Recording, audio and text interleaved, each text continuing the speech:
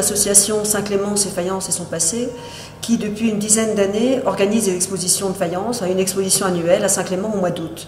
Et cette année, c'est une première, on a fait une seconde réédition de l'exposition de l'année à Pont-à-Mousson pour un mois. On a présenté ensemble des faïences et du papier mâché, puisque le thème de l'exposition c'était faïence et papier mâché, autour des fumeurs et bureaux.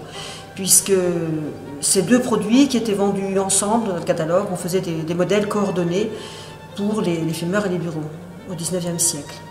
La Lorraine est une terre de faïence, puisque au XVIIIe siècle sont nées de nombreuses faïenceries en Lorraine, beaucoup plus que dans d'autres régions de France. On n'était pas les premiers, mais on était vraiment une région riche et qui a eu des faïenceries, de grandes faïenceries en activité jusqu'au XXe siècle. Il suffit de parler de Longwy, de Sarreguemines, de Lunéville, de Toul, de Bexonne, de Saint-Clément, qui étaient de grandes manufactures qui ont continué, sans parler d'une vingtaine d'autres plus petites qui se sont éteintes dans le courant du XIXe.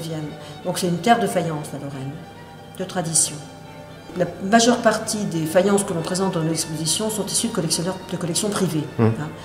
On a un réseau de collectionneurs que l'on connaît bien maintenant, ça fait 10 ans qu'on travaille ensemble et tous les ans on essaye d'élargir un petit peu le cercle. Et ils nous font confiance et ça nous permet de réaliser de belles expositions avec des objets rarement exposés puisque les musées de France exposent très peu de faïences, notamment du XIXe siècle. L'exposition est présentée jusqu'au 21 septembre, jusqu'aux Journées du patrimoine. Et aux heures d'ouverture du musée, donc on espère que vous apprécierez la richesse des productions qui sont présentées.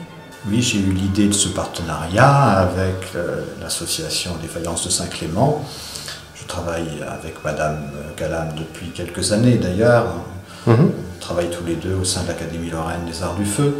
Et quand elle m'a parlé de tabac et d'écriture, il m'a semblé opportun de joindre nos efforts parce que ce qu'elle avait en céramique, moi je l'avais en papier mâché. Et donc le mariage s'est fait tout naturellement.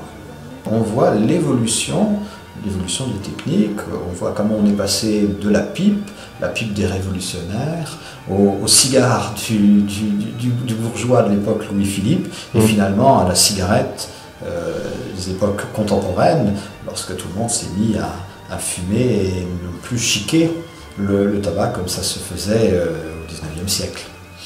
Pour l'écriture, c'est un petit peu la même chose. On voit la démocratisation de l'écriture, le plumier, surtout l'écritoire et l'encrier qui est extrêmement raffiné au XVIIIe siècle et au XIXe siècle et qui devient un objet de grande production quand tout le monde sait écrire et tout le monde a besoin d'un encrier.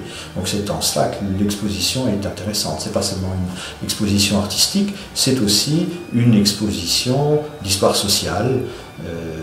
Et cette exposition nous permet de rentrer dans le quotidien de nos aïeux.